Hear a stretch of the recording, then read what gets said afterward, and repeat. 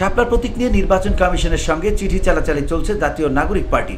দলটি প্রতীক হিসেবে শাপলা পেতে অনড়, আর ইসি নানান যুক্তি দাঁড় করিয়ে শাপলা প্রতীক দিতে অস্বীকৃতি জানাচ্ছে। এসবের মধ্যে আরও একটি রাজনৈতিক দল ইসির কাছে শাপলা প্রতীক দাবি করে বসেছে। নিবন্ধিত রাজনৈতিক দল বাংলাদেশ কংগ্রেস দলের প্রতীক ডাব, কিন্তু সোমবার প্রতীক পরিবর্তনের জন্য দলটির মহাসচিব মোহাম্মদ ইয়ারুল ইসলাম ইসিতে আবেদন করেছেন। দলের দপ্তর সম্পাদক তুষার রহমান সশরীরে ইসিতে আবেদনপত্রটি জমা দেন।